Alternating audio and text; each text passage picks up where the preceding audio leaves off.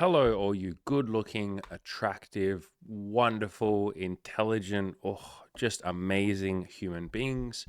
Let's dive into some of the comments today, have a bit of a chill hangout, and answer some of your questions, read out some of your feedback, and all that good, juicy, beautiful stuff. So here's the first one we'll dive into. I did this video a couple of days ago, or I think 2 days ago, called God Hates Me for My Sins, I Can't Be Forgiven, the Karma Points game. And I talked about the sort of guilt and shame that we often feel. Even if you're not religious, ignore the word God, ignore all of that.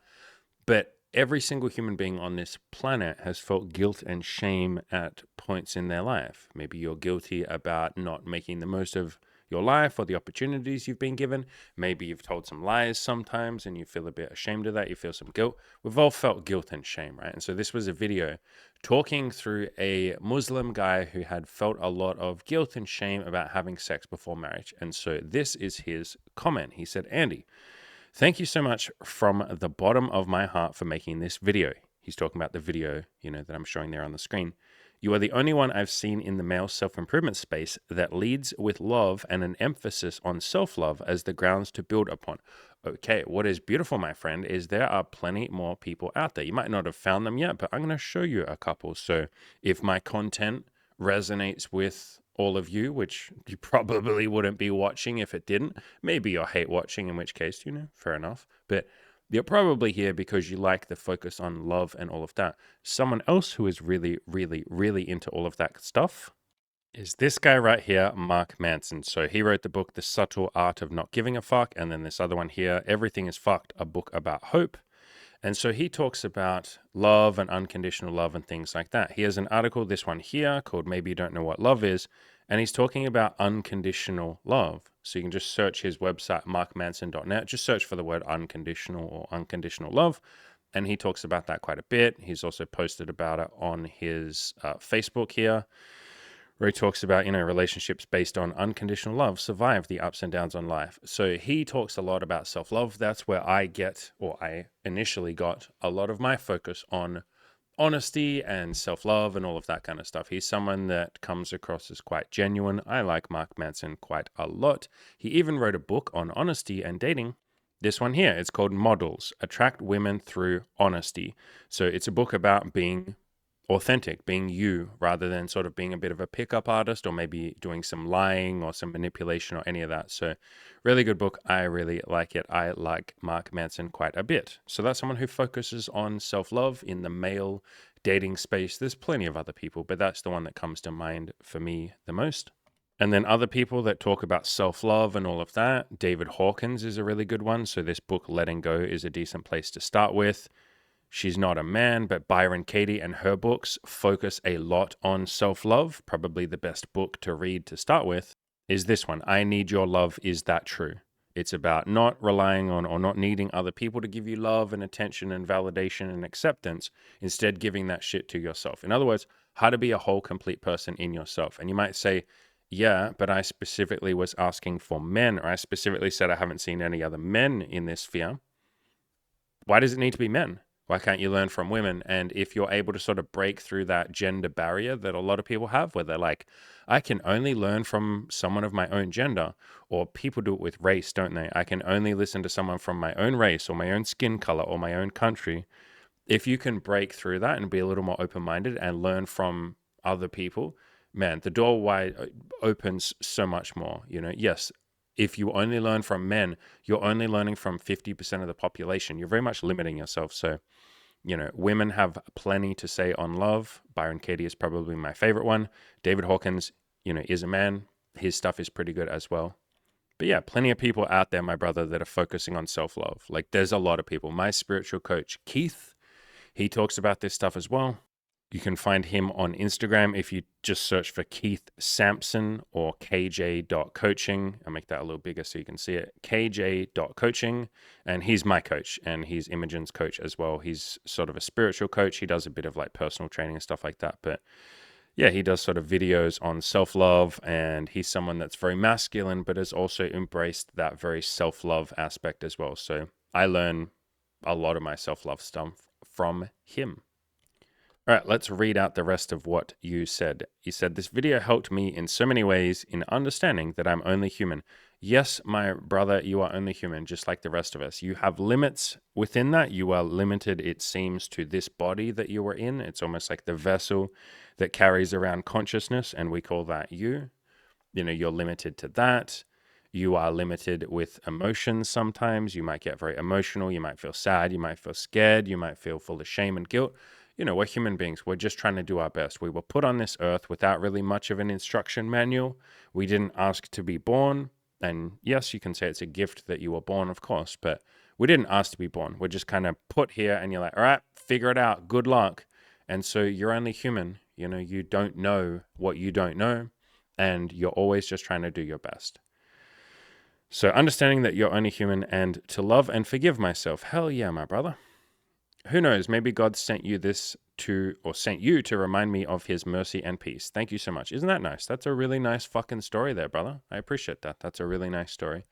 Yeah, maybe that's what we're all here for, to give each other a little bit of mercy, a little bit of kindness, a little bit of forgiveness, a little bit of grace, a little bit of love. I love that. All right, second one of your comments/questions. So this is from Mungfin01, who often leaves comments and all that sort of stuff. So hello, my brother. And he says, another great video. I'd love to hear a little bit more about how you balance your routine with external life events that seem to get in the way. I'd like to be the sort of person who gets up at 4 a.m. to be productive. Actually, let's answer that second bit in a second. It's almost like a separate discussion. So how do you balance your routine with external life events that seem to get in the way? Well, my brother, I have done 2 videos on balance. So if you search my channel for the word balance, you'll see this one here at the top that says, I'm rarely balanced with my goals. Is obsession with balance ruining your happiness? And go and watch that. That's kind of an answer to this question. And then this one here as well. I did a Q&A and someone asked me basically the same question. How do I balance my goals with life? If you focus so much on balance, trying to get the perfect balance in your life, you often end up just like wasting a whole bunch of time trying to micromanage every single second of your fucking day. What I prefer to focus on is, did I make progress today in some area of my life? If I did, congratulations, good job. As long as I moved forward in some way, shape, or form, even just a tiny baby step, I'm happy. I don't care if it's moving forward with social life, moving forward with business, moving forward with sex, moving forward with self-love. I don't care. As long as I went forward, I'm happy. And so rather than saying, fuck, I got to micromanage every area of my life and make sure life never gets in the way, you already know from asking this question, life sometimes pops up. Rather than saying, or right now, what you're doing is you're seeing your goals as separate from external life events. You're basically saying, fuck, I don't want life to get in the way of my goals. Motherfucker, my beautiful man, life is your goals. What I'm saying there is every single thing that happens in your life is an opportunity to move a little bit forward with your goals. Do you know how many people come to the coaching group, right? And they'll say, I'm going away on vacation with my family for a week. So yeah, I'm really annoyed. Life gets in the way. I'm not going to be able to work on my goals. And I'm like, what in the fucking hell are you talking about? Why can't you just work on goals when you're with your family? They're like, well, because I'm with my family. So I can't go out and talk to women. I can't work on my business. I can't make any progress. And I'm like, do you want to be better with your confidence, your communication skills, your interpersonal skills? And they go, yeah, I think that would help me with dating. It would help me with my social life. It would help me with my business. And you go, cool. Why don't you practice those things with your family? And they go, huh? I can practice my social skills with my family. Yeah, practice asking them deeper questions than the usual shallow small talk that we often fall into with our family because you've known them all your life. Why don't you ask them, hey, mum, I've never really asked you, what was your childhood like? And she goes, whoa, that's a big question. Why are you asking? Well, because working on my interpersonal communication skills, working on my social skills, learning vulnerability, learning to open up with other people is important to me. Why wouldn't I do that with my own mother, my own flesh and blood? Like, that would be a great opportunity. She goes, wow, great. And then you open up. So rather than seeing external life events as like getting in the way, bro, how are they getting in the way? They're an opportunity for you to practice the things that you're working on. You got to get creative with this a little bit. Like, if your goal right now is, I want to go and talk to women and learn to, have a sex life or have a relationship, and you're currently spending time like busy at work or something, you might be like, I can't. How can I work on my sex life when I'm at work? Start brainstorming a little bit. Be like, all right, when I'm at work, are there women at work that I'm working with? Probably. What if I practice just talking to them? And yes, I'll be talking about work stuff, but what if I practice those skills? What if I practice opening up to people and being a little bit more honest and raw and real and all of that? Or if you're with your family, that's a great opportunity to practice working on your dating life. You could even let your family help you with that. If they're reasonably open minded, you can say, hey, something I've been working on lately. You don't have to say, I've been working on my sex life, but I've been working on my social life. And maybe I want to, date some people and eventually figure that sort of side of things out. What helped you with dad, or what helped you with mum? What did you guys learn? Do you guys have any relationship advice for me? I'm not in a relationship yet, but like, what has worked for you guys? What has not worked for you guys? What a beautiful opportunity to get better at relationships and sex and dating, like, than people who are currently in one. And so there's always an opportunity to work on your goals. Stop seeing life and external events as like getting in the way, because then what you're basically saying is, I can only work on my goals when everything is perfect. You already know by asking this question, life is going to do its own thing and the circumstances are not always going to be perfect. I sort of have this challenge with people sometimes where, like, a lot of you, quite a few of you, have been thinking about joining the coaching program. There's some of you out there listening right now who are like, yeah, I've been thinking about joining the coaching program. But, and ready, here's what you say: now's not the right time. Or you say, I want to wait until I've got a little bit more experience. Or I want to wait until the new year because it'll be a better season. Or I want to wait till summer. I want to wait till I move. Like, I want to wait basically until external life events are perfect, and then I'll make all the progress. What you're basically teaching yourself there is, I only take action when everything is perfect. Okay, so what happens when life does crop up? When an external event happens? You throw in the towel and you stop and you say, fuck, I can't work on my goals. That's kind of your question here. And so that's why a lot of people get caught in this trap of like, I can only take action when everything is perfect. I can only take action when I feel good. I can only take action when I've had enough sleep and I'm motivated. Like, so many of you rely only on motivation. So I woke up this morning at like 3:30. I had a lot of things I was thinking about. I was thinking of you guys. I was thinking of my coaching clients. And I tried to go back to sleep, but my overactive, beautiful brain was just going, hey, motherfucker, I'm excited. I want to get started with today. So I got out of bed at about, 3:45, maybe 4 a.m. And I was like, all right, day started, but I'm really tired. I'm really fucking drained. And I wasn't motivated to sit down and record this video right now. I have no motivation right now. This isn't motivation that is enabling me to sit here in front of you.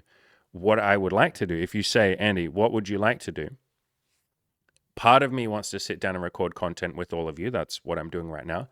But there's an equal part of me that's like, fuck, man, I just want to watch TV and lay on the couch and do nothing.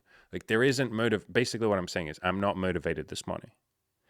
But if I sit there and say I will only record content when I'm motivated, do you know how often that is? That's like probably 2 out of 7 days a week that I have some motivation to sit down and get fired up and talk to all of you and coach my clients and all of that. So the other 5 days a week, there's no motivation there. There isn't like a burst of energy. There isn't like an extreme desire to sit down and talk with all of you. It's not there. Motivation is fleeting.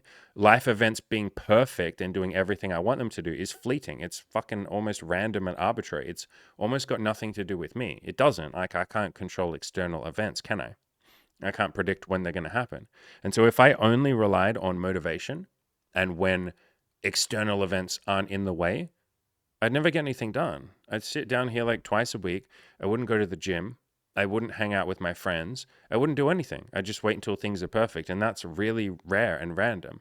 And so what I instead do is, in each moment, I say, what would I like to do right now?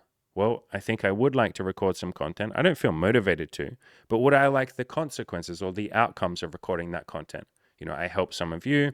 We build the channel up a little bit. I'm more likely to get someone sign up for coaching so then I can pay the bills. I get to help people through the coaching program. Like, that's why I do these videos, to help you. And so that a chunk of you will sign up for coaching so I can help you even more and I can pay the bills. Like, if I sit down and record content right now, those outcomes are more likely to happen. So what do I want to do? Yeah, I'm not motivated. I'm not full of energy, but I would like those outcomes, or to get a little closer. Okay, I want to sit down and record content. And so I'm not relying on external motivation or force or waiting till external life events aren't in the way. I'm just taking action consistently every day. And so, yeah, I would rely less on external life events being perfect or how do I balance my routine and all of that. And whatever is happening in your life, find a way that you can work on your goals or work on some, like moving forward in some capacity. And again, some weeks you might genuinely not be able to work on your goals. Maybe you get sick or something. I've done a video on that. This video right here at the top, how to be productive when you're not at your best. Suffering is optional, so you can just search my channel for productive. And I talked about how to still make progress and take action and all of that. Like when you're sick, like if you're literally sick, you're in bed, your brain will say to you, I'm sick, bro. I can't take any action. Life events got in the way. And it's like, okay, you're sick, you're laying in bed, you literally can't get out of bed. Can you at least think about your goals? Can you spend a little bit of time planning how you're going to work on your goals when you're better? Can you use being sick as a self-improvement project in itself? Like, I'm sick. Normally, it takes me 2 weeks or a week to get better. Can I heal my body and love my body and do the things that are required to get better, like sleep, maybe take some vitamins, eat a bit better, whatever you need to do? You know, that will vary and be up to you. But can I get better at the very act of getting better when I'm sick? Like, can I get better at recovering from a cold or the flu or whatever it might be? Normally it takes me 7 days. Can I do it in 5 days? Is that possible? Yes, there are so many things you can do to heal your body a lot quicker. Like, so many things. Sleep is probably the biggest one. Often when we're sick, because we don't feel very good, we like binge eat a bunch of food, or we will lay on the couch and just stay up late and watch bullshit TV and movies we don't care about. We won't prioritize the sleep. And so that takes us longer to recover. So even if you're sick, you can be incredibly productive. So yeah, you don't have to wait till life events are perfect and all of that. Things don't have to get in the way. They're an opportunity. And a really good example of this is one of the guys in my coaching group is a father. He's a single father of 2 young kids, right?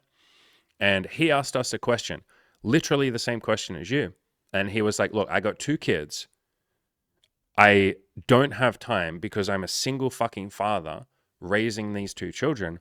I don't have time to work on my goals and it's frustrating me. I feel like life is getting in the way. I love my kids to bits, but like it's a lot of work as a single father to raise 2 children. Like a lot of fucking work. 2 young children too that rely on me all the time and need me and all of that.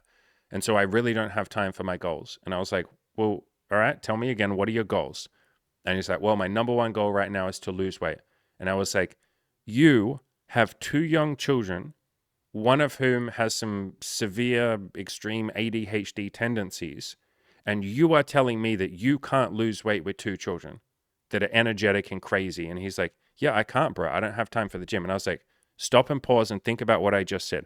Are your children full of energy all the fucking time? One of them has some ADHD tendencies, so he's like crazy energetic. And he's like, yeah. What do children like to do when they have lots of energy and they're young and one of them has ADHD tendencies? And he's like, well, they love to run around and jump and climb and scream and dance and fucking do crazy shit and burn themselves out from just being energetic. And I was like, yeah, you're getting a little closer to the realization. What are you trying to do right now? And he's like, holy shit, I'm trying to burn energy and be energetic and run around and go to the gym and exercise and lose weight. And I was like, now you're getting it. So what do you want to do about this? How can you mix raising children with your goal of losing weight? How can you pair those 2 things and bring them together? And he's like, holy shit, why did I think they were in the way? They are the best opportunity for me to lose weight. And I was like, yeah, motherfucker. What if you sit them down and say, hey, kids, daddy's a little fatty and daddy wants to lose weight. And actually, he did end up doing this. He sat them down. He had a conversation. He said, daddy wants to lose weight. Will you 2 kids help me and keep me accountable? We'll run around. We'll go to the park. And it's funny. He said his son like grabbed his belly and started rubbing, like grabbed his dad's belly and started rubbing his dad's belly and going, daddy's a fatty. Daddy's a fatty. We're going to help daddy lose weight. And I was like, that's fucking adorable, bro. And so his kids were like, hell yeah, like we want to help you lose weight. We want to help daddy. We want to help daddy with his goals then because we love daddy and it would be so nice to help him. And then he's going to play with us more. Holy shit. Like we get daddy to play sports with us. He's going to run around with us. He's going to maybe he won't climb trees with us, but he'll run around in the park with us. He'll kick the ball with us. Like we can keep him accountable. And if he gets tired and says, I want to take a break, we'll be like, no, daddy, you're a fatty. Like you, we want you to lose weight. You are going to lose weight with us. So he started doing that. He's like, holy shit, I can't believe that I thought my kids were separate from weight loss. When I bring them together, that's the most beautiful opportunity. And so we had this big conversation where I said, bro, the fact that you have kids might mean that you are more motivated to lose weight. It might be easier for you than a single guy with no kids because you have two people that have endless, boundless energy that want you to play with them, that have been begging you. Like basically every kid begs their parents to run around with them more than the parent currently is. That's just like kids have lots of energy. So I was like, bro, this is an opportunity. You're seeing this as a bad thing. The kids get in the way of my goals. Like you've said here, Mr. Mungfin01. You've said external events get in the way. Nah, brother. Sometimes external events are exactly the opportunity. They're the practice. They're the doju for you to practice your goals in. And so events don't get in the way, brother. They're an opportunity. And if nothing else, my man, something that will help with your goals a hell of a lot is stoicism. You know, all the shit that I put in the Play to Win video course. External life events getting in the way are the perfect opportunity for you to practice stoicism. I can't tell you how many times I used to get very frustrated. I don't anymore because I'm, a little peaceful Buddhist Zen monk now. But I used to get very annoyed when external life events would seem to get in the way. And what I started doing every time it would happen is I'd say, maybe this is an opportunity for me to practice my stoicism. Or I'd say, this is a test of my stoicism. And I would just literally embrace it and go, okay, fine. Yes, I would rather be working on my sex life, or I'd rather be working on my business or whatever else. And this life event seems to have gotten in the way, but maybe I need to learn some fucking stoicism right now. You do. If you're getting frustrated, that's a beautiful chance for you to practice and learn some stoicism. If you're annoyed at external life events getting in the way, that's a great opportunity to practice humility, to realize that life won't always go the way that you want it to. And yes, life events will happen. It's a great opportunity to practice some patience. You won't get your goals immediately. It might take a little bit of time. Some days you're going to want to work 10 hours on your goal, but life events happen. And then you go, holy shit, maybe I can only work on my goal for a couple of hours. Okay, fine. Like that's a beautiful opportunity to learn patience, humility, and stoicism. So what you're calling right now a problem is actually a beautiful opportunity. Practice your stoicism, practice your humility, practice your patience, and then find other ways to be productive anyway. But good question. I really love this question. I get asked this question all the time. How do I balance? It's like, you don't need to balance, my brother. Don't be so obsessed with balance. Look for opportunities. Every problem is an opportunity in disguise. So you go on to say, I'd like to be the sort of person who gets up at 4 a.m. to be productive. You don't have to, by the way. Like, I get up at 4 a.m. mostly because that's just when my body wants to wake up. I'm almost in my 40s, and the older you get, your body seems to wake up a little bit earlier. So I just roll with it. I'm like, all right, I'm up at 4 a.m. Fuck it. Let's go, baby. That's when I'm going to work. I also live in a place where the sun starts rising at about 4:30 a.m. during summer, which, it's almost summer right here in Australia. And so, yeah, my body just finds it easier to wake up at 4 a.m. But you don't have to be. Like, wake up whenever you want. I have some coaching clients that go to bed at like midnight and wake up at like 8 or 9 a.m. And that's when they roll. That's when they do their thing. So you don't have to get up at 4 a.m., my brother. But I'm also the sort of person who likes to go out for dinner and drinks with friends occasionally and still aim for 8 hours of sleep. Hell yeah. Like, don't neglect your sleep, my brother. Like, 8 hours or 7 to 8 hours of sleep is more important than getting up at 4 a.m. just so you can say, I'm productive. Would you rather be productive or happy? And plus, the most productive thing you can do is get 7 or 8 hours sleep. So you're going to say, I know you've quit alcohol, which happens to make it much easier to say no to going out drinking. You can still go out, but yeah, just don't drink if you want to. So I go out sometimes, but I don't really go out at night, to be honest. Everything I do is during the daytime. And sometimes friends will invite me out for dinner or like somewhere late, and I'm just like, nah, I'm going to bed. I like to go to bed. But yeah, that's my life. My life is not going to be perfect for you. You live your own life. But what about dinner events? What about dinner events? Do whatever you want. Like, what's the question? Are you saying like, what do you want to do for your dinner events? Then do whatever you want to do. If you're saying, do I go to dinner events? No, I don't. But again, my life is not going to be a perfect template for your life. Don't be just another Andy clone. Just because I wake up at 4 a.m., that might not be what works for you. Just because I don't go out to dinner and all of my dates are during the daytime and I don't drink, that doesn't mean that that's perfect for you. So figure out who you want to be and just ask yourself, what do I want to do? And you can do that with each time someone invites you out. You can say, okay, Do I want to go out to dinner tonight or tomorrow or whatever? If I do, I will. If I don't want to go and I'd rather sleep, then I'll do that. Like, you don't have to come up with some big fucking solution. You can just ask yourself in each moment, what would I like to do? And then go with whatever you would like to do. You go on to say, also, I remember you mentioned you're doing keto. Yeah, I've been doing it for like 3 or 4 months. What is your typical eating window like? And how do you fit it into your typical day schedule? So, this. I don't know the intention of your question. If you were in my coaching program right now, I would say to you, why are you asking that question? Sometimes when people ask me questions about my life and my routine and all of that, sometimes you're just curious and you're just like, I'm genuinely curious. But sometimes it's because you're trying to figure out what you want to do, but you're coming at it from a place of like, I have to just copy what some dude on the internet, some guru told me. So I'll get very clear before I answer this question. Just because I am on keto, I am not telling all of you to go and be on keto. Just because I have a certain eating window or whatever schedule doesn't mean that that's correct for all of you. I want to make that abundantly fucking clear before I answer this question. Okay. So what is my typical eating window like? I don't have one. I just eat whenever the fuck I want. I am eating mostly meat, little bit of vegetables. Sometimes I'll have like a keto snack, like the Atkins chocolate bars are pretty decent. They have like 3 grams of carbs per bar. Quest makes some pretty good stuff. They have really good corn chips that I love that have like 3 or 4 grams of carbs in the whole packet.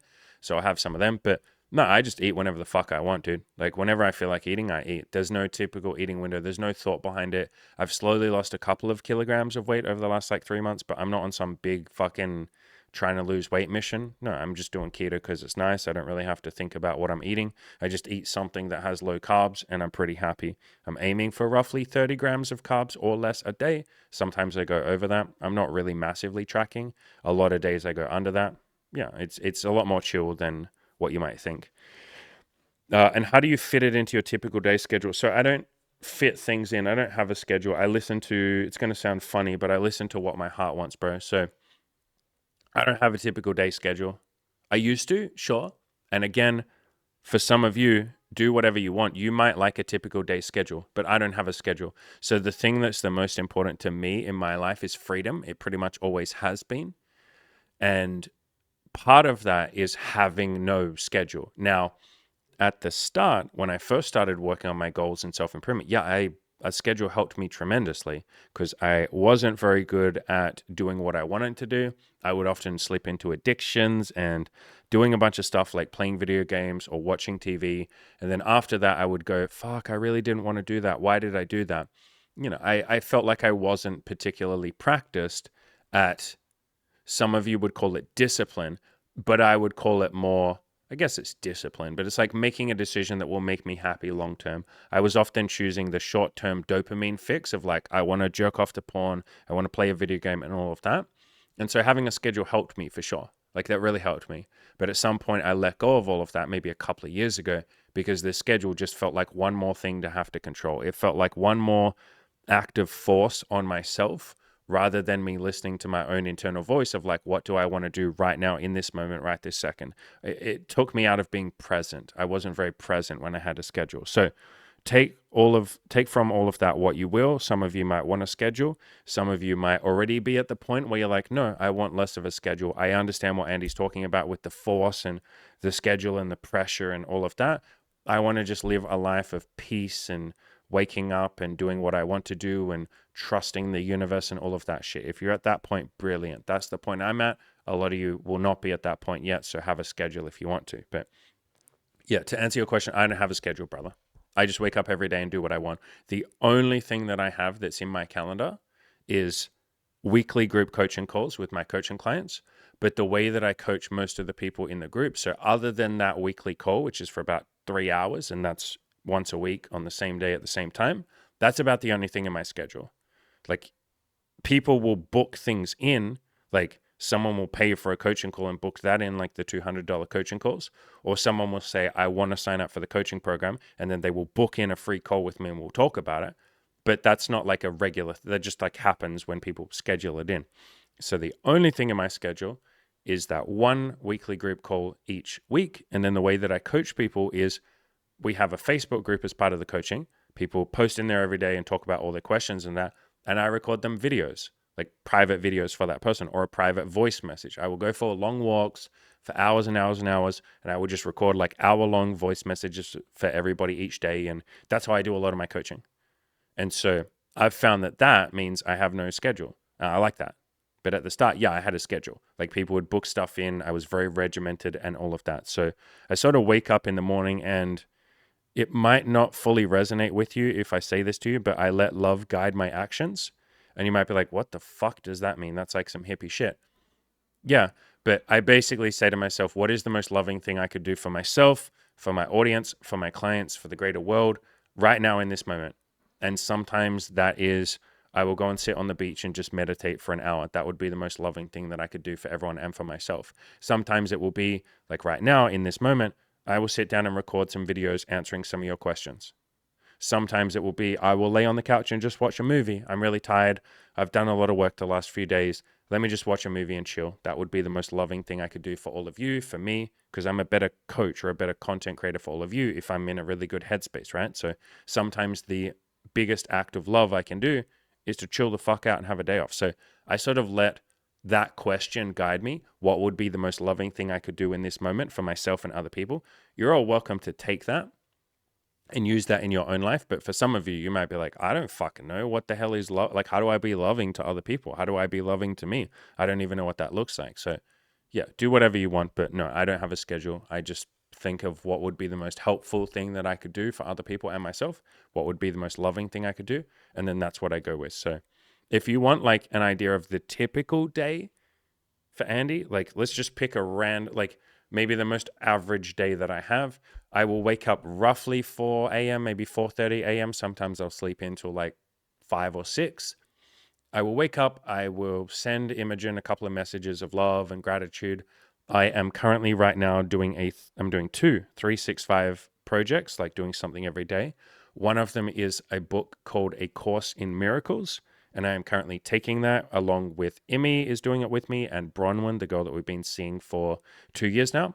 And so I will talk a little bit in the morning, like I'm laying in bed, I just woke up. I will talk a little bit to both of them in our group chat about today's Course in Miracles, which if you're not familiar with the Course in Miracles, it's basically a book on like how to be loving to other people, how to be loving to yourself, unconditional forgiveness, all that shit. So I'll talk about the book a little bit for maybe half an hour. Then I'll get up, I'll go for a walk. It'll be starting to get bright by that time, maybe still a little bit dark. And I will record a bunch of voice messages for my coaching clients. So I'll just grab my phone and I'll just record voice messages on there and send them to everybody and coach everybody through that. That will take me a couple of hours usually. And I'm just walking around outside near the beach and in parks and stuff like that when I do that. Then I will come back and just like I am right this second, I will record content for all of you and maybe answer some emails and bits and pieces if there's some in there. I will try and help you in whatever way I can. And by this point, it sort of depends what the time is and how many bits of content I've done, how many coaching questions I had, and all of that. Maybe I did some extra coaching calls with people. And by this point, it's usually, I don't know, sometimes it's like 11 a.m., sometimes it's like 2 p.m., sometimes like 3 p.m., somewhere in that window. I'm usually done with all the coaching and with doing content for all of you and all of that. And so then I will spend the rest of the time, like 3 p.m. to, I don't know, the evening, reading books on psychology, reading books on how to be a better coach, reading books on love and all of that sort of stuff. And I will also spend time with Imi. Maybe we'll have sex, make love. Maybe we'll see Bronwyn, the girl that we're seeing. Whatever. I'll spend time with friends. I'll just do whatever the hell I want, basically. So I sort of just let my heart guide me, bro. Whatever I want to do in that moment is what I do. Whatever I think would be most helpful for other people and for myself is what I do in each moment. And then by the time it's like, 7 p.m., I'm ready to start getting ready for bed. So I'll turn all the lights off in my apartment, start chilling, put on some soft music, maybe read some more books, maybe watch a couple of chill YouTube videos. I like to watch positive, chill YouTube videos, no drama, no negativity, none of that stuff. And I'll start getting ready for bed, and maybe I'm in bed by like, I don't know, 8 p.m., maybe 7 p.m. sometimes, maybe 9 p.m., somewhere around that. So that's like a typical day. But yeah, for a lot of you probably wouldn't like that. So have your own schedule. Good questions, by the way. I like these questions, man. Really good questions. All right, and the next comment. So this was on a video called "Eliminate Rejection by Having No Expectations," and this guy I of Scrutiny says inspirational. Thank you, appreciate that, my brother. So that video was based on this. I like to bring this out on video sometimes. It's a framed quote from one of my friends. I have no expectations, only curiosity. And basically, this guy of mine was on a date with a girl and they went back to his place and they were making moves and all of that. And she was basically like, look, I don't know if I'm ready to go all the way with you. I'm scared. I've just gotten out of a divorce. I don't know if I'm ready to have sex tonight. And he said, I have no expectations, only curiosity. And she was like, wow, it's amazing. And they ended up having sex that night. But the point is, it's a really beautiful philosophy to go through life with. I have no expectations, only curiosity. I don't need things to work out exactly the way that I want them to.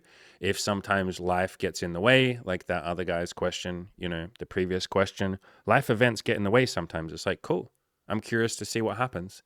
I don't need the world and the external events to go the way that my brain or, the ego part of our brain wants it to.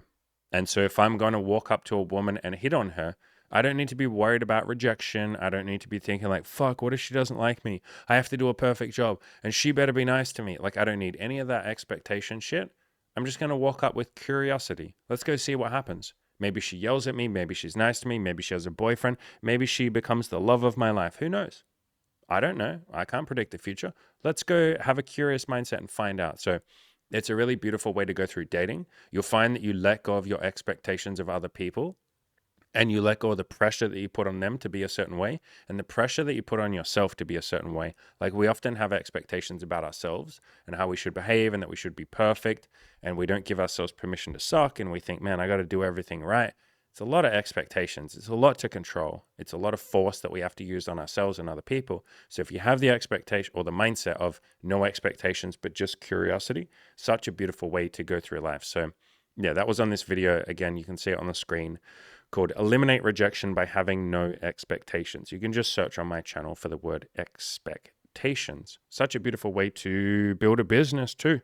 Like, whenever I jump on a call with any of you to see if you want to sign up for the coaching program, I have no expectations as to whether or not you're actually going to sign up. I'm literally going into it, and I tell myself this before every call. I have no expectations, only curiosity. Let's sit down, see if this person wants to give me some money, and I'll change their life. And if they want to, that's beautiful. If they don't, that's beautiful as well. So yeah, this is something I talk about in the Play to Win video course as well. So I'm talking about this Play to Win video course. There's a link in the description below in every video to this course. You can pay whatever you want for it, even if that's just $1. But there's like 5 or 6 chapters that really help with the concept of letting go of your expectations and just seeing what happens, just having that curiosity mindset. This one right here, everything is a story and you're in control of the stories that you tell. The premise of this chapter is you can tell, like, let's say you walk up to a woman and she says, no, I have a boyfriend. You can tell a story that you just got rejected and that sucks and it's awful and I'm sad and I hate this and how could she do this? How could she have a boyfriend? That's one version of that event. Or you could tell a story of like, isn't that beautiful that she's got a boyfriend? I love when people are together. I want to be with someone. That's why I'm walking up to strangers and hitting on them. And so isn't it beautiful that someone out there has already got that figured out? That's amazing. Isn't it also beautiful that she's loyal enough to tell people, hey, I have a boyfriend? Man, that's beautiful. I'm glad that there are loyal people in the world. When you tell that story of loyalty and beauty, and isn't this cool that they're together, and I'm so happy for them and I'm happy for me and I'm glad that she was honest with me, isn't that nice? She didn't waste my time, because I want her to be honest with me. Imagine you go and start dating someone, you have sex with them, and then you find out she has another boyfriend that she never told you about. That wouldn't be nice. So isn't it beautiful when you tell that story of positivity, loyalty, and all of that? You feel a lot better. You're much more motivated to work on your goals. So this chapter talks about that. And embracing that and practicing that helps you let go of the expectations and needing things to go the way that you think you want them to go. This chapter here is very similar. Everything that happens to me is good. In other words, there can be a silver lining in everything if you're willing to just look for it. That helps you let go of your expectations, because you're like, hey, no matter what happens, I'll benefit. Even if she yells at me and she rejects me and all of that, cool. That'll help me build my stoicism. So that's good for me. It's happening for me. It's not happening to me. I'm not the victim. I'm the recipient of a gift. She's taught me stoicism. That's cool. She's taught me a bit of humility. Getting yelled at teaches you some humility. You know, a lot of us have such a big, beautiful, juicy, fucking fat ego. We walk around with an ego going, everybody needs to treat me the way that I want to be treated because we're so delicate. We're like delicate little flowers. And if someone yells at us, you know, I'm often like this as well. If someone yells at us, we get very fucking hurt and we're like, how could they do this to me? I'm so hurt and I feel so sad. We take it very personally, all of that shit. That's our ego speaking. And so someone yelling at you could be a beautiful gift to practice your humility. So everything that happens is good if you can look for the silver lining. Another chapter, I mean, this is a pretty obvious one, speaks for itself. How to deal with failures, setbacks, mistakes, stress, how to be resilient, how to be more stoic. So this really helps you let go of expectations and just have that curious mindset. Because you're like, hey, even if it doesn't go the way that I think I want it to go, I can tell a different story, you know, a story of positivity. That's this chapter here. Or I can tell a story that it's good for me and I will benefit, and that's here. And then I have all this stoicism shit so that even if I'm a bit sad or a bit hurt or a bit disappointed, I can work through it and eventually be okay. So that helps let go of your expectations. This one here, same shit, how to let go of the fear of disappointment, the fear of rejection, the fear of being hurt, all of that. You know, you think if I walk up to someone and approach them and hit on them, something bad's going to happen. That's what this chapter is for. So you can let go of those expectations and realize that every problem has a solution. The final chapter that's really, really, really applicable to this concept of letting go of your expectations. If you realize, even if the external events don't go the way that I want them to, even if I get rejected or someone yells at me or something bad happens or I get broken up with, there will be a solution to this. You know, maybe I can talk through it with the person and we come to some mutual understanding and some mutual agreement. Maybe the solution is I let go and I practice my humility and I practice my stoicism and I be kind to myself and I grieve and I let go of all the disappointment and slowly work through it and talk to my friends and all of that. Maybe that's the solution and then I feel better. But every problem has a solution. You're never stuck. So all of those chapters help. But again, the original video is called Eliminate Rejection by Having No Expectations. Really, really, really, really, really recommend that video. If more people in the world had that mindset, holy shit, dating would be this very like peaceful thing where everyone's just like, I'm going to see what this person is all about. I'm going to see if they want what I want. If they do, that's amazing. We can build something together. If they don't want what I want, that's beautiful too. I hope they can go out and find it. And you just wish them fucking love. And you're like, hey, I hope you find what you're looking for. And the other person's like, wow, beautiful. I hope you find what you're looking for. There'd be no fucking wars in dating if there was no expectation. Like, understand the only way you can ever be disappointed, frustrated, or hurt is if you had expectations. You had an idea of how you thought things should go, and then reality didn't line up with that. And then you argued with reality and said, reality shouldn't be that way. It should have gone the way that I wanted. And then you feel disappointed or hurt or frustrated. With no expectations, there is no hurt. Like literally, there's no disappointment. A really good quote on this is by Byron Katie. Nobody can disappoint me. I tell a story that someone disappointed me, and then I disappoint myself. Or nobody can reject me. I tell a story that they rejected me, and I reject myself. And so for more on this, you can just read her book. This one here, I Need Your Love, Is That True? It's literally a book on how to work through rejection, how to work through all of that stuff, and realize that no one can ever really disappoint you if you don't have expectations. And it's okay to have expectations. It's okay to then feel disappointed. That just means you're a human being. I often have expectations too. And then, yes, I get disappointed too, just like all of you. Congratulations. We're all beautiful human beings trying to do our best. But if we start to let go of those expectations, we get hurt a lot less. Another good quote from Byron Katie is, nobody else can hurt me. That's my job. And so with the stories that we tell of how we think things should go, we hurt ourselves. If it doesn't work out, we get hurt. If it doesn't go the way we want, we feel frustrated. So we're doing that to ourselves. We're innocent in that. We didn't realize we were doing that. You're not doing it intentionally. No one tries to intentionally fucking disappoint themselves. But if you didn't have that expectation there in the first place, there wouldn't be any disappointment.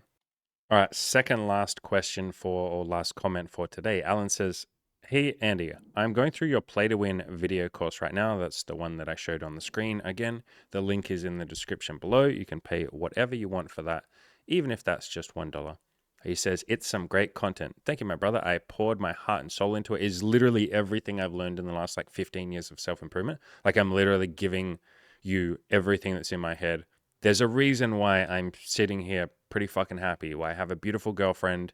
I have money that I can pay the bills. You know, we hit $40,000 last or 2 months ago in 1 month. Like I have a really beautiful life. I'm very grateful for it. There's a reason. It's everything that's in the Play to Win video course. There are a lot of things that I have done in my life that people have given me.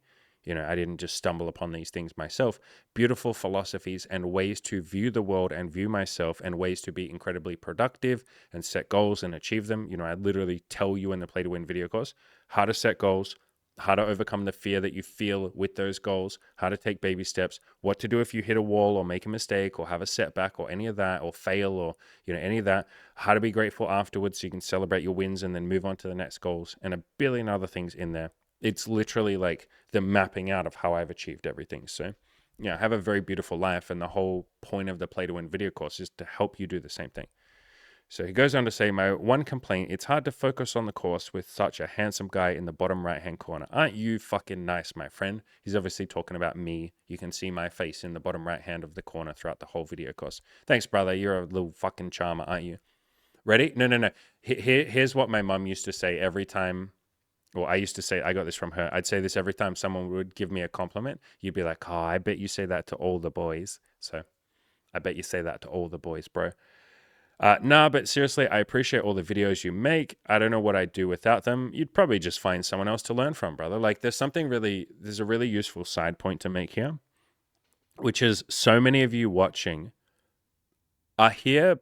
Like, this is a pretty hardcore self-improvement channel. And yeah, we're super nice and we're full of love and all of that stuff. But like, the entire point of this channel is for you to improve yourself. Like, I never really do any entertaining videos, maybe like once a year or something. And even then, I put self-improvement content in that video. Like, it is literally 100% only self-improvement. That is this channel. Like, I'm not interested in just entertaining you. I'm not interested in you just like watching it casually.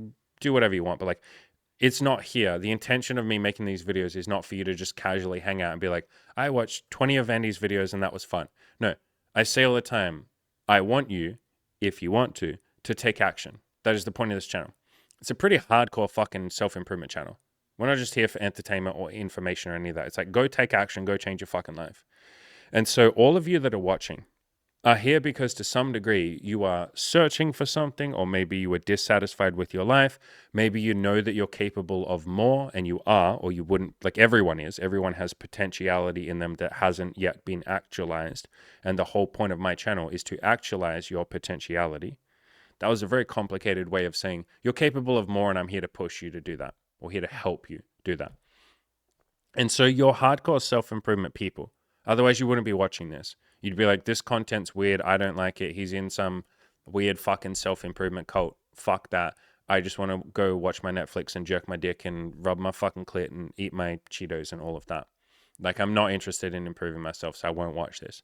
So if you are here, you probably would have found self-improvement anyway. You're probably already watching other people. I'm probably not. For most of you, I'm not the only person that you watch.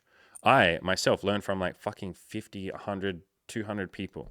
Like, I've had hundreds of people that have mentored me, or that I've read from, or coaches, or that I've watched and all of that. I'm probably not the sole source of your self-improvement content. And so you say, I don't know what I'd do without these videos. And it's a beautiful thing to say, man. I appreciate the compliment that you're giving there. It's a very kind thing to say. But you would have just found other people, bro. Like, you would have. You would have found someone else to learn from.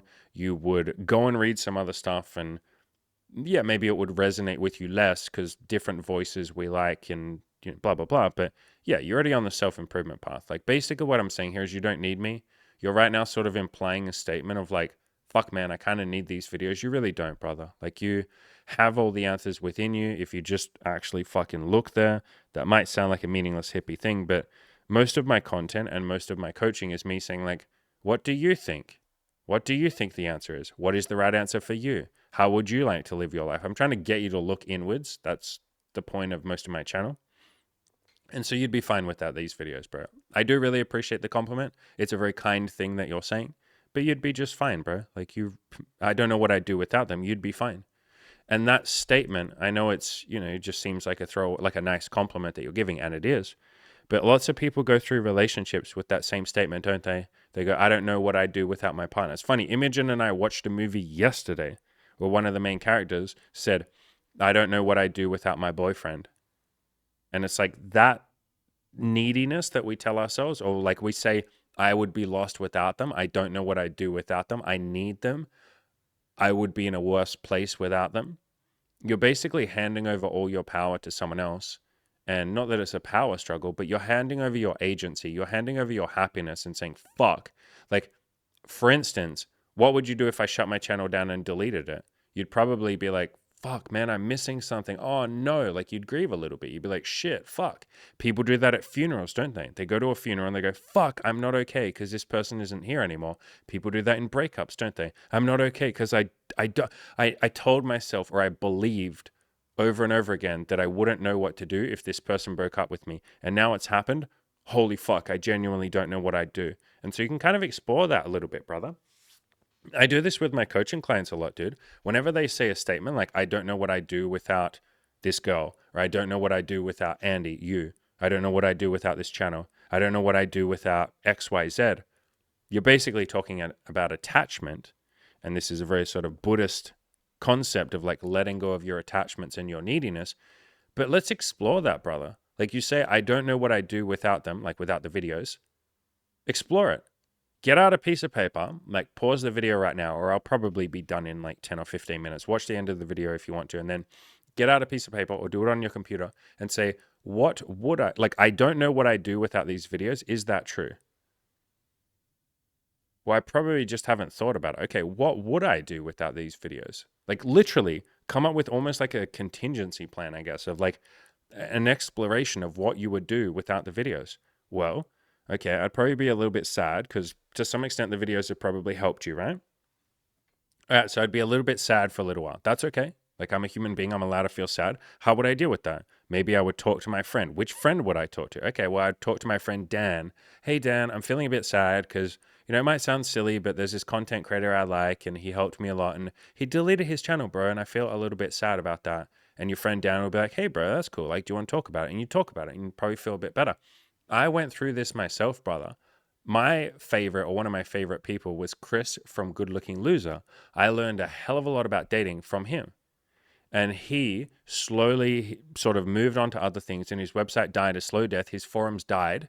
And those forums genuinely changed my life, but they just died. And so I went through what you're sort of worried about. I literally went through the grieving process. And eventually, Good Looking Loser's website broke. If you go to his website right now, goodlookingloser.com, it is dead. It's broken. Like, it doesn't work. It hasn't worked for about a year and a half. And he had a YouTube channel. He hid all the videos. There's like 4 videos on his channel now. And then the other like 100 or so videos, 200 videos or something, are now gone. They're not there. I can't watch them. And so I went through the grieving process that you're talking about. I literally went through it. I was really sad. The guy had had a genuine impact on my life. I felt a little bit heartbroken at times, where I believed the story of heartbreak and all of that. And then what did I do? I came up with some solutions. I made my own forums. Other people helped, so we made our own forums. And we're like, great, we'll just carry on the legacy of Good Looking Loser. And then from there, I was like, all right, I can help people. I can be what Chris was. I can be, like, if I'm sad that Chris isn't here, I can be that for other people, and that will make me feel good. I went and found other people to learn from. There's still a billion people that I learn from. I went really hard with all of their material and learned all of that. I experimented, and I would often say to myself, what would Chris do? I did a video on that actually, and you can search on my channel for what would Andy do. It's a question that you can just ask yourself. I don't have all the perfect answers or anything, but if you're ever stuck to make a decision, you can kind of say, what do I think Andy might do? Or what would Andy recommend to me? What would Andy say to me? He would probably just say, like, do what you want, bro. That's a pretty good place to start with. But like, I can kind of just think, what would Andy do? So you don't even need me. And you also can use yourself. You can say, what would my ideal self tell me right now? Like, you can coach yourself. You don't need me. And so you can say, what would my ideal self do? Like say to me right now. Or you can imagine that imagine your 80-year-old self who has lived a perfect life and done everything he wanted and everything worked out and he's so happy and full of abundance and joy, and he's at the end of his life and he's super wise. He has so much perspective because he's 80 years old. What would that guy say to you right now? And when you play that out, you almost have a conversation with your perfect 80-year-old self. Your 80-year-old self is fucking wise.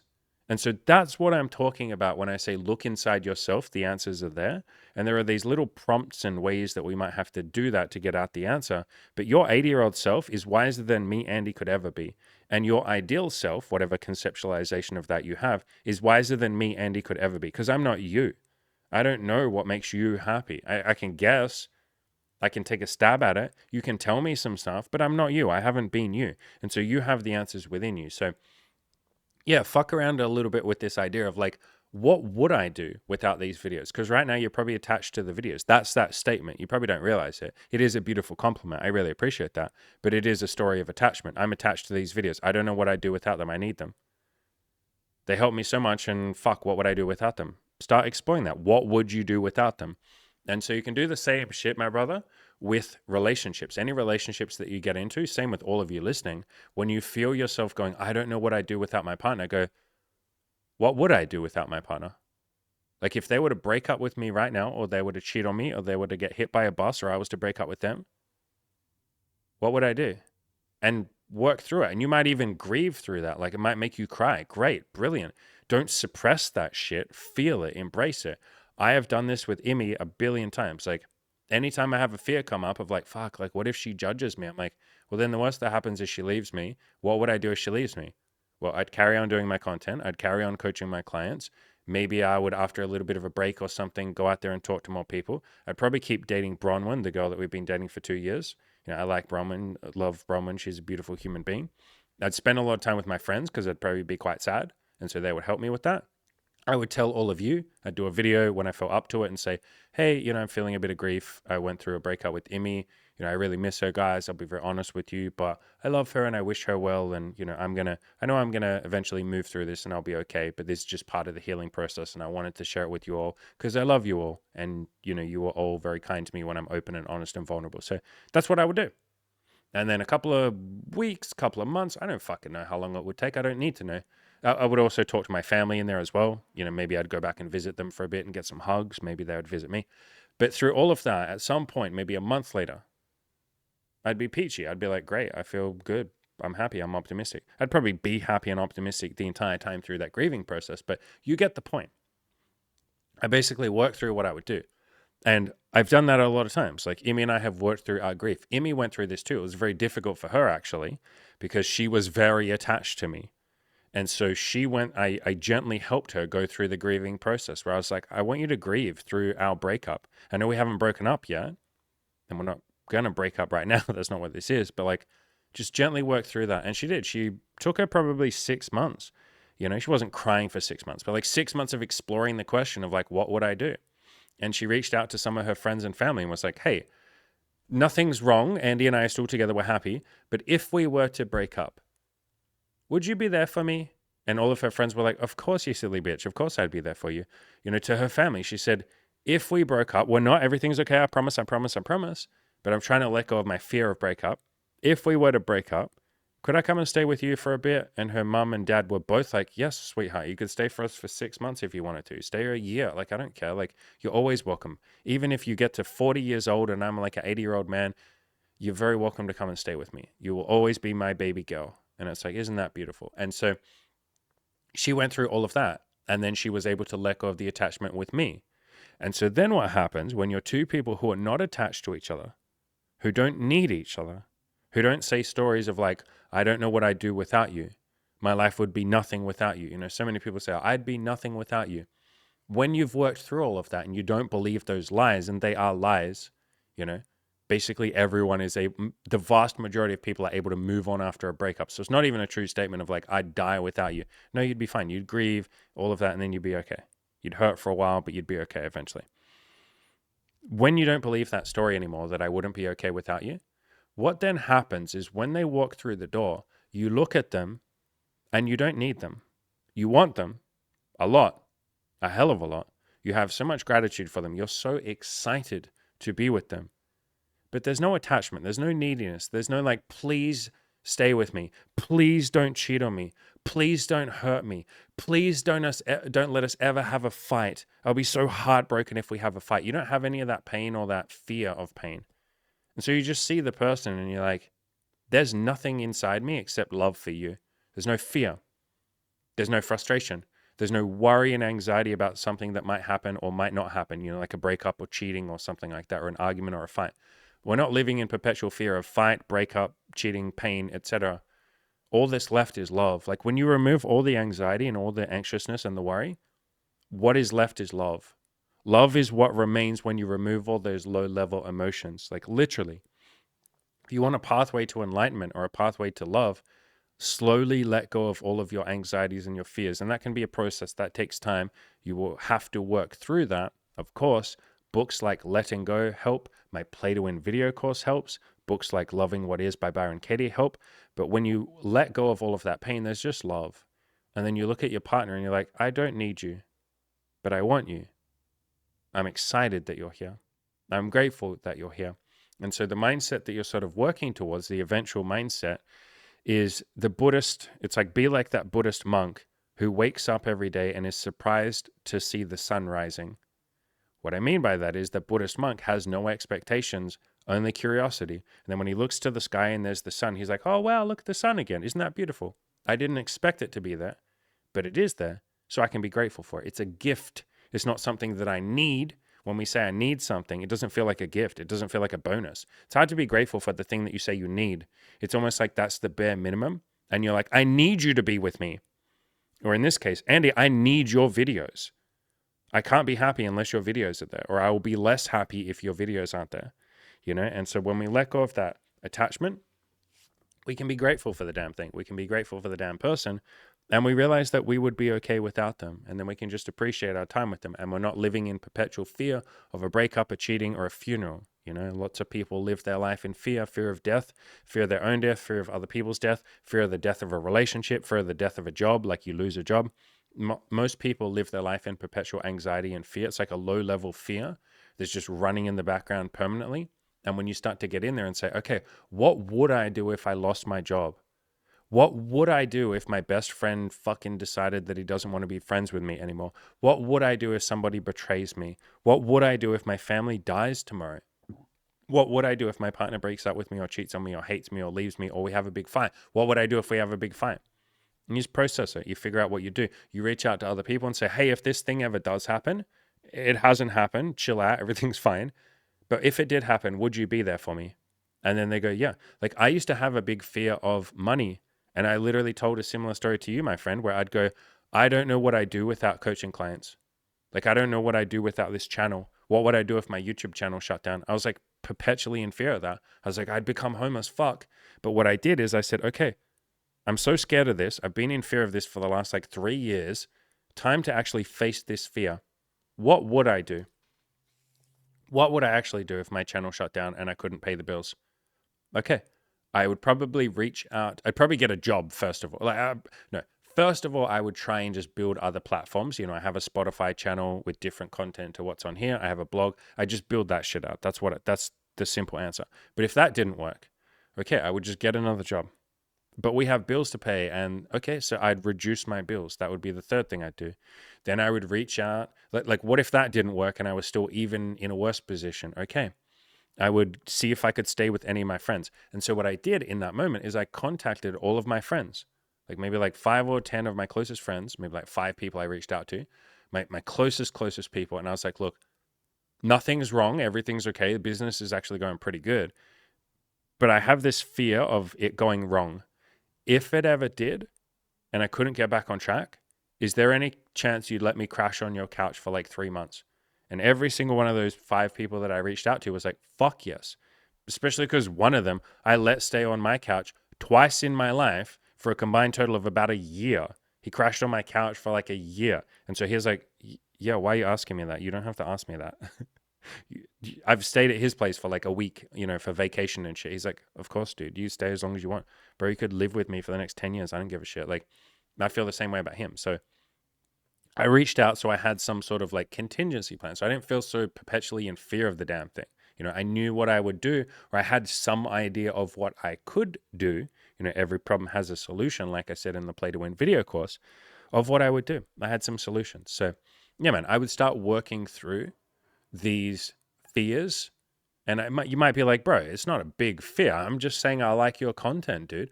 But you phrased it as I don't know what I'd do without them. So start working through that, bro. Like, are there other content creators that you could follow that you would help yourself with? Do you even need anyone? Because, like I said, you can say, what would my 80-year-old self do?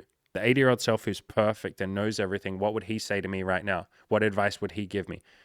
None of you need me. Like, you really don't. You think you might think you do, but you really don't. Like, you have the fucking answer. But yeah, to be very clear, I really appreciate what you said. Like, that's a beautiful thing to say, my man. But yeah, hopefully this helped a little bit. If it didn't, that's cool too. Let Cam know that he's incredible as well, and I hope to see him back on the channel soon. That's really kind of you, my brother. You're a very genuinely lovely human being. He reads all these. So I don't read I've said this in a couple of videos recently. I don't read my comments anymore. I know I'm literally reading out a fucking comment right now, but Cam goes through my comments and picks out like a couple a day or sometimes like 5 a day. And he'll go, hey, here's some questions. Here's some like stuff that people are saying. Here's some comments. And then I do videos on them. The reason for that is like, sometimes there are negative comments down there. And I found that sometimes I would be overthinking them. I would be like trying to help the person when they clearly just wanted me to go kill myself. Like, that's literally what they said, go kill yourself. And then I'd be like, oh, how can I help this person who's clearly in pain because they're lashing out and telling me to kill myself? You don't say that when you're in a happy place. You know, generally it is the tortured who turn into torturers. And so I would try and help them. It was just taking out mental headspace. So I don't read my comments anymore. I'm not down there in the comments checking, but I promise that Cam will show me enough of your comments that I'll probably see most of your comments anyway. So point that I'm getting at is Cam has already read this comment and you probably made his day. Cam gets quite a lot of comments actually. Quite a few of you like really like Cam. I like Cam. Obviously, he's one of my best fucking friends. Of course I like him. He's done a tremendous amount in the background that you might not realize. Like I just said, he goes through my fucking comments and shows me positive ones and stuff like that. Like Cam has done a hell of a lot for the business too. Like he works a lot in the coaching group. Cam has done a tremendous amount.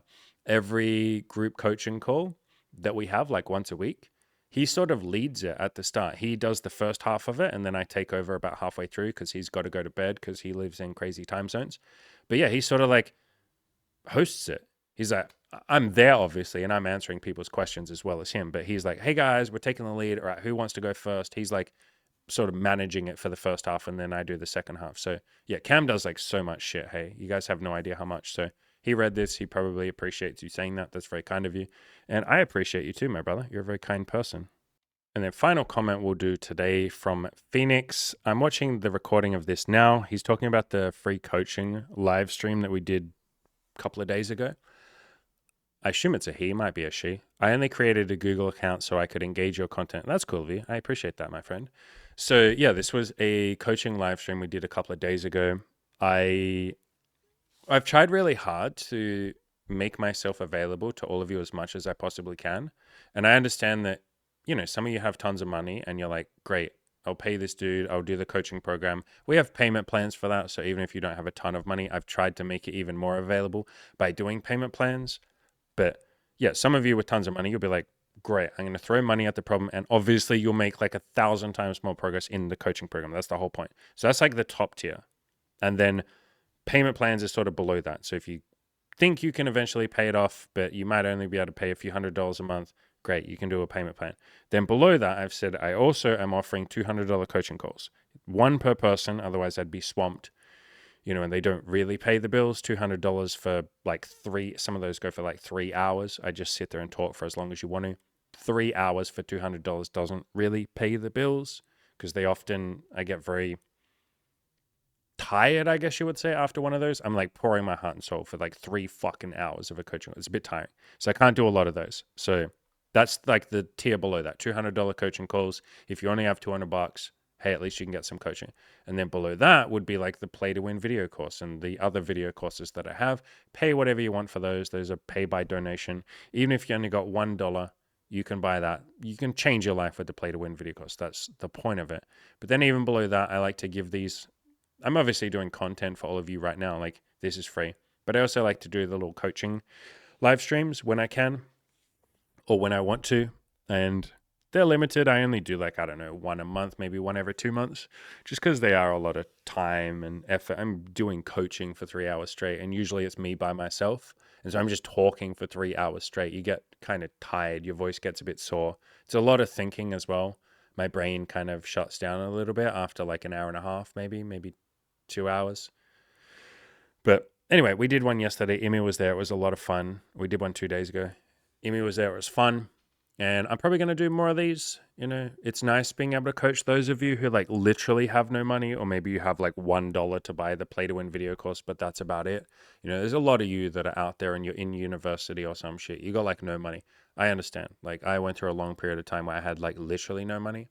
And yeah, you could go out and hustle. You could get a job. You can get a bank loan and shit like that. I've done tons of that shit to pay for coaching courses and stuff, but I understand some of you don't want to do that. So it's nice to be able to have these like free coaching sessions, I guess you would say. And I'm probably going to, I keep hinting at this in videos. I'm probably going to do it over December. Like I'm really considering it. I guess I'm trying to talk myself into doing it because it will be a lot of work. Doing a live stream every single day for like start of December all the way to like 1 or 2 days into January. So like 33 days in a row of free coaching, like live streams every morning for, I don't know, a couple of hours, however long we want. I'm trying to talk myself into it, if you can't tell, because yes, it will be work. It will be effort. It will be a lot. It'll be fun. I freaking love hanging out with all of you. You're all like wonderful human beings. You ask like really cool questions. I genuinely enjoy doing this, but it's like effort. It is a lot of effort to coach people. It's something you don't think about. Like you all probably just watch coaching. You all just watch. See, I'm already getting tired. It's already an hour and 10 minutes into this. I'm already fucking getting tired. I've done a bunch of coaching this morning already. That's why. You all probably watch content creators. And if you're not a content creator yourself, you don't know what it's like. Like I had no fucking idea until I actually did some content. And you think, oh, the person's just like doing a video. It is effort though. Like it does take effort. It's fun. It's incredibly rewarding. I'm so unbelievably grateful for it. I don't want to be doing anything else other than like content creation and coaching and all of that. But it does like take effort. And so if I'm going to sit there and coach people for a couple of hours a day, every day for 33 days, yeah, I'm trying to talk myself into it. So if any of you would like that, you would be doing me a favor by helping talk me into it.